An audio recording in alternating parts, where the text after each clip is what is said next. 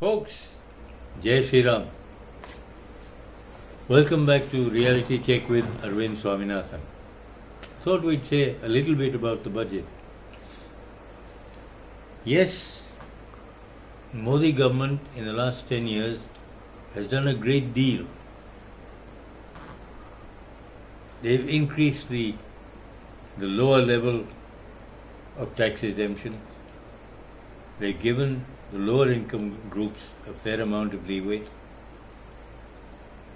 But we're now getting to another odd stage. Or we have got to that actually. They reduced corporate tax from 40% down to 25%. And now we've got an odd state of affairs where personal income tax collections are higher than corporate tax collection. Now this is not something to be encouraged because why do people invest at all? Why do people work? If they are not allowed to create wealth for themselves, why do they bother? Even worse is, once they've created a certain amount of wealth and they decide, look, why should I work, and the government takes it all? They take their money and go abroad, any of these tax havens. Which means our brains are being sent abroad again. Not because they want to go, but because it's not worth their while to stay here. Now, last 5 or 6 years have seen a particular spurt in our markets, in spite of something like COVID. Normally what used to happen was, if the US Fed even sent out a rumor that they were going to raise interest rates, Indian markets would catch pneumonia and they would crash. But in recent times that has not happened. Why? Because the moment the US Fed decides to raise interest rates, foreign investors pull their money out and go there. The difference is that in these last few years, Indian investors have taken over. They know that a lot of money is lying around in India. People have begun to understand that it can be invested and it can make money for them, which is what they're doing, which is a very, very good thing, because we are in command of our own markets, not some foreign entity. I know foreigners are dying to get in and get a stranglehold. That's what the Hindenburg report was all about, in case you've forgotten. And GQG made a lot of money. I don't think they've sold because they wanted that hold in our markets. Now, unfortunately, we've begun to get back to the same thing. This budget, I don't think it was necessary, but they started doing it. For one thing, you see, there are a huge number of indirect taxes. Now, who's paying for those? 64% of indirect taxes are being paid for by the lower income groups, or those who are not even in the tax bracket. Every time they buy something, tax is being paid. And the vast majority of people are there, in that group. Now that we find personal income tax collection are a fair amount higher than corporate tax collections. Now, something has to be done to change that. You've got to change the corporate tax to say 28% from 25%, and whereas personal income tax above 15 lakhs qualifies for the 30% range or slab. You've got to increase that to 18 to 20 lakhs, so that you equal or you balance the amount of personal income tax compared to corporate tax collections. Unfortunately, there's one gripe which I have, and I feel is going to create a lot of problems for us. You see, thanks to Wi-Fi and such things, what you call credit cards, and of course access to banks for millions of more, large numbers of people, zero balance accounts and so on. People have also begun to understand how you can use the internet to invest. A lot of money has been invested. Now, why do people invest? Basically, to take care of inflation as you get older. Invested today, 20 years' time, inflation will take care of whatever savings you have. But the wealth created by investment is what takes care of it, so that your standard of living as you grow older doesn't diminish. Now, unfortunately, particularly in this budget, I think it began about 2 years ago. For instance, all your mutual funds, those which were in debt, the tax rate on that after 3 years, even after 3 years, is now the 30% or slab rate. Now that took people away from there immediately. Because even though they make money on debt, a certain amount, a lot of it is taken away by tax. Then your direct equity, especially things like your PMS, you give your money to certain agencies, they churn it around for you, hopefully to make money for you. Hitherto, what used to happen was that the STT tax and the short-term capital gains tax was paid for by those agencies. This time, they've done something very silly.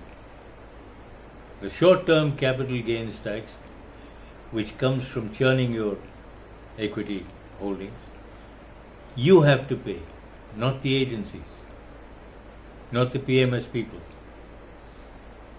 So now you're faced with the dilemma of double taxation. You pay not only the short-term capital gains tax, but when you get the whole thing back, you start paying long-term capital gains tax as well. Is it worth it? Because it increases your tax liability to quite an extent, 50 to 60%, maybe more. It's not going to go down very well with a lot of people, and all your PMSs are going to stop. Now, also your MLDs, your debentures, quite a few of them, you now have to pay 30% slab, i.e. the top bracket. There's no rebate. You're not getting much for them. Or whatever you get is greatly reduced. I mean, if you, for instance, invest 1 crore, get back 40 lakhs at the end of 3 years, or almost 3 years, and you have to pay 30% on it, that's a lot of money for income tax. You see, the government had the right idea 5 or 6 years ago. Give the investor money in his pocket, whether it is to invest more or whether it is to spend more. Either way, the economy grows. If, on the other hand, you start overtaxing, you're going back to the mid-70s and 80s and 90s, where the Congress governments used to overtax people. Anything that was doing well, tax it out of existence. With this sort of tax policy Madam Finance Minister. You're going back to the black money and the old Congress days, Hawala and so on. It's not going to help. I think in the last couple of days you've seen stock markets have crashed. Sensex has lost something like 3,000 points. Yes, over 3,000 points in 2 days, Friday and Monday. Now, if this continues, I shudder to think what might happen. We'll go back to the old days. Sensex will come way down. Markets will crash. People will stop investing and go back to the black money economy. Is that what we want? No. I really don't think so. We want our markets to be buoyant. We need it for investment. Foreigners won't invest in this country because they will not be certain of what is going to happen.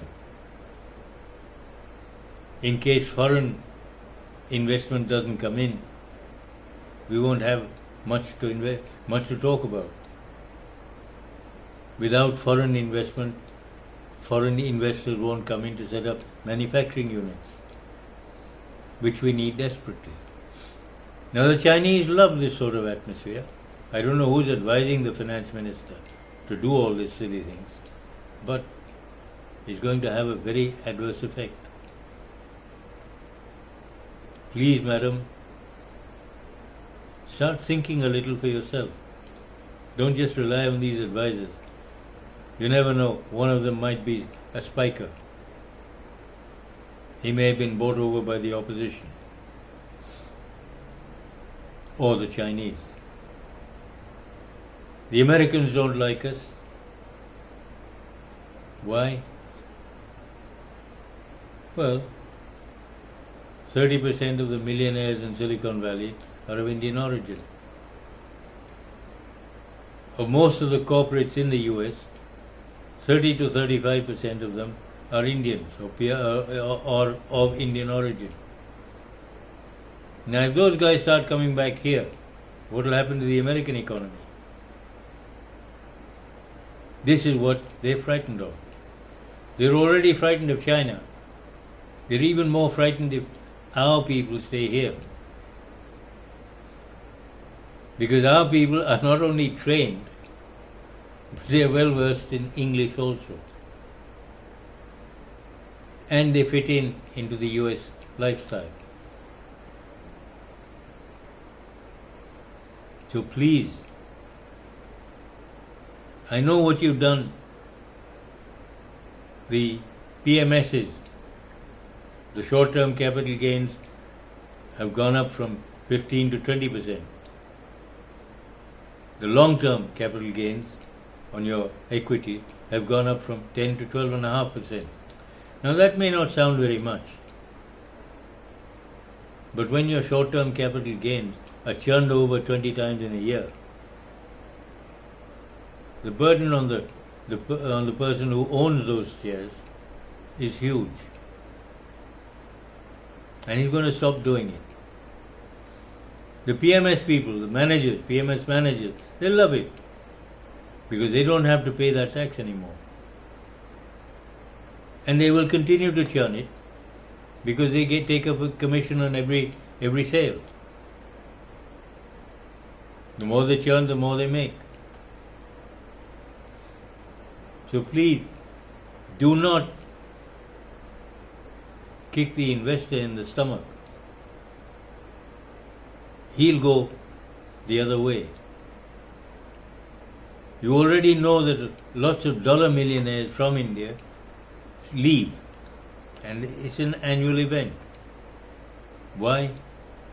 Because of overtaxation. The old Congress policy, if something is doing well, tax it out of existence. If you continue to do this, this is what will happen. Also, try and find some form of relief, because now you find people who make 20, 25, 30,000 a month they've started investing 4 or 5,000 on SIPs. What are they going to gain? If they want to churn any of their things, they're going to lose. If the markets crash, whatever they've already invested is not making them money, but they've lost it. The effect on particularly the poorer or lower sections of society, people who have begun to invest now, is going to be horrendous. Please take it all back. Leave it as it was 2 years ago. Allow PMSs to continue. If you don't, believe me, the markets are really going to find it very difficult to stay anywhere near present levels. Now, if you say make in India, make India a manufacturing hub,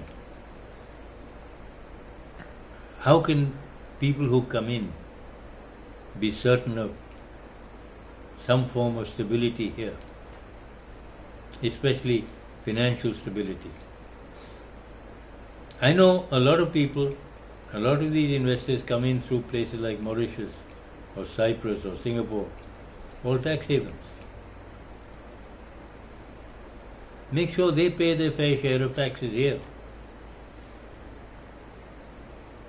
Okay, what are the profits here? There must be some yardstick to find that out. Charge them 10-15% of that. Even personal tax.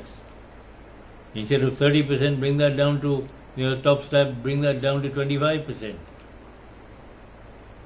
You see, don't forget, out of that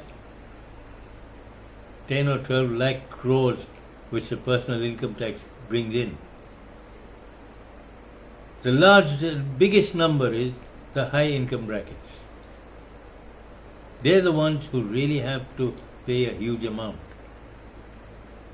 Give them some relief. Because, well, you notice the Ambani's son's wedding. How much did he spend?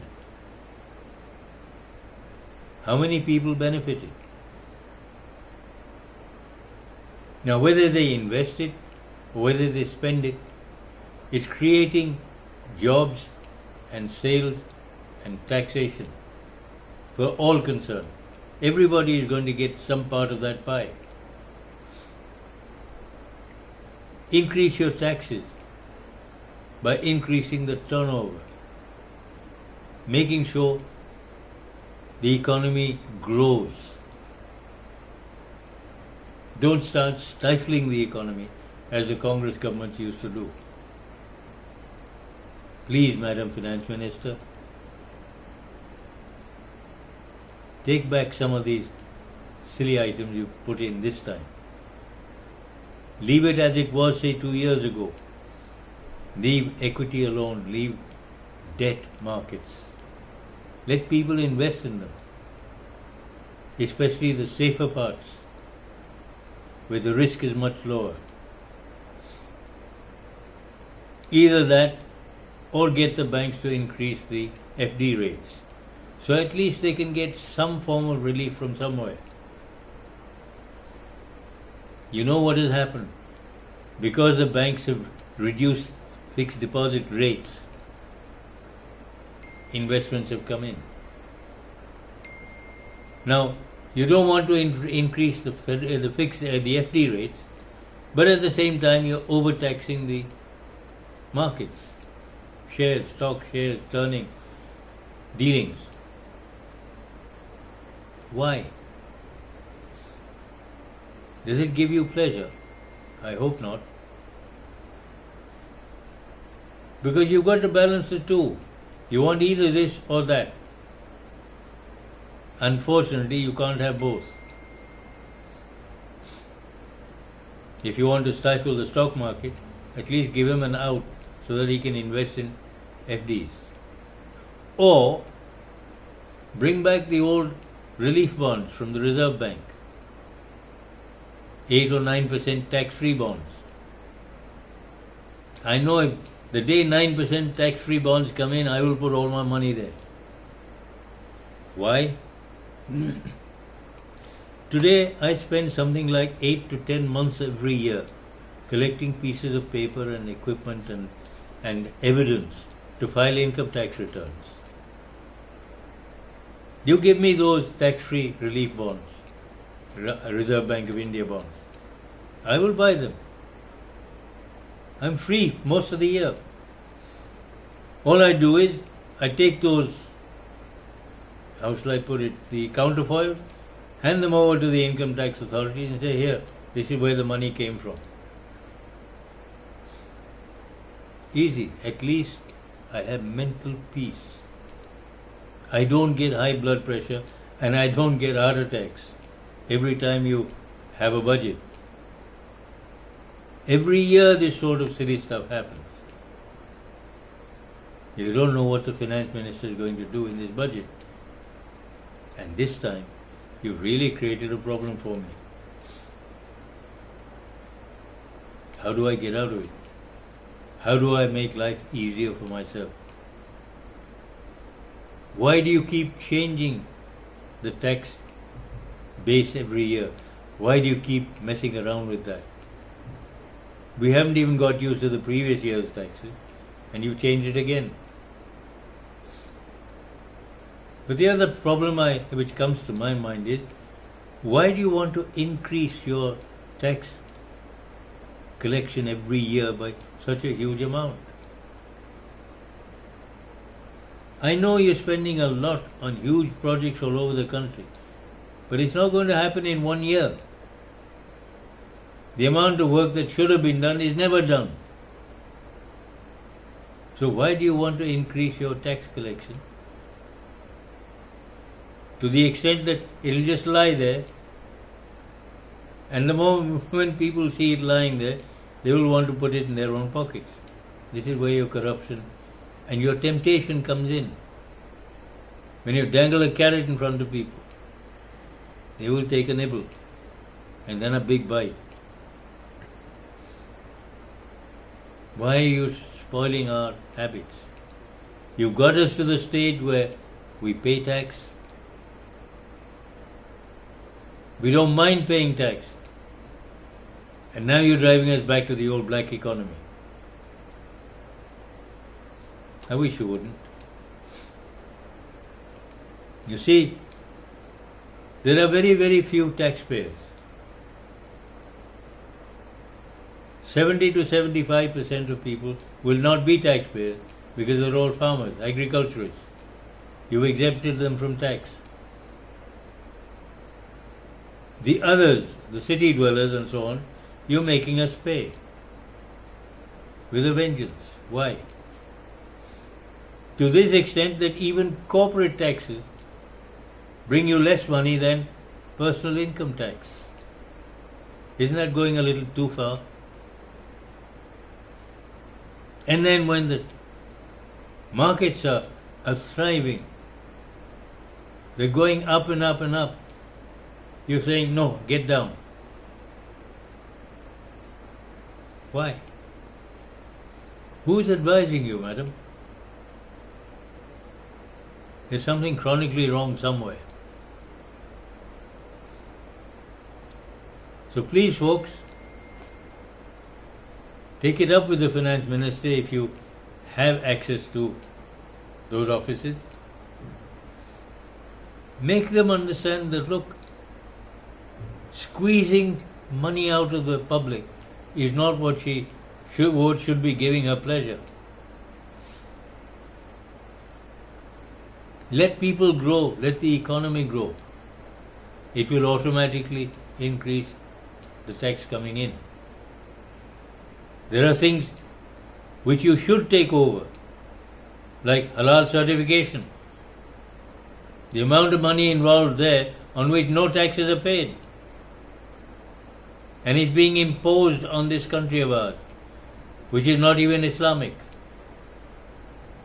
And the government doesn't get any money out of it. Why? This is something that you should have taken over. Instead of taxing the so-called upper levels of taxpayers, the higher income groups. Because I'm pretty certain where personal income tax is concerned, more than 50 to 60% of the taxes come from about 10 to 15% of taxpayers. The vast majority are the low income groups, between 3 and 10 lakh groups. They cannot pay that much tax. They don't have to pay that much tax. I agree with you there. But above 15 lakhs, come on, give them a break too. Otherwise, they will end up abroad. More investments lost, more expenditure. Well, folks, thanks for listening. Please think about this carefully. And next time, we're going to talk about this new thing on the Waqf Act, 1995. It's going to be an important one because they're not repealing it, though I wish they would. It'll be more in terms of making sure that the Waqf Board, before any property is given to them, they have to prove that they have a claim on that and that the person who owns it at the moment is not the actual owner, or if he is the actual owner, is he giving it to them or they're just appropriating it? Well, I hope you like this one and you like the one on the Waqf Act, because these are important things. Please pass them on to your friends, your groups and so on. Take care and see you next time.